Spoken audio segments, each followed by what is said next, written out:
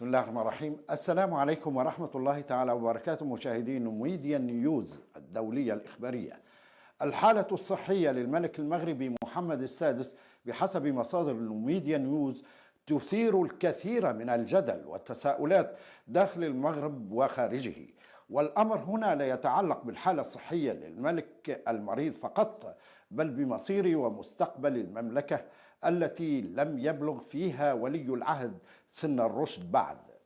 تختلف طريقة اختيار ولي العهد في الدول العربية ذات النظام الملكي، حيث أن هناك دولا تكون فيها ولاية العهد بشكل رأسي من الأب إلى الابن، ومثال ذلك الأردن والمغرب وقطر والبحرين، بينما هناك دول ولاية العهد فيها أفقيا.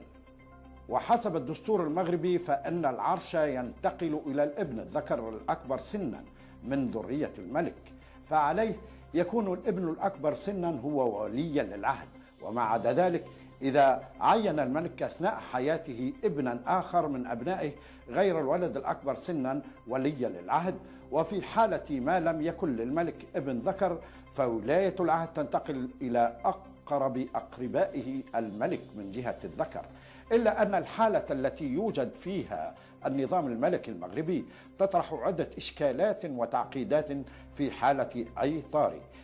سيما وأن التسريبات تتحدث عن مرض مستعصٍ يعاني منه محمد السادس، وهو ما يعني أننا أمام ملك غير بالغ سن الرشد في حالة وفاة الملك الحالي، حيث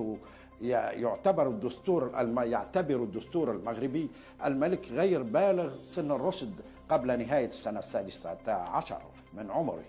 وإلى أن يبلغ سن الرشد يمارس مجلس الوصاية اختصاصات العرش وحقوقه الدستورية باستثناء ما يتعلق منها بمراجعة الدستور، ويعمل مجلس الوصاية كهيئة استشارية، بمعنى أن هذه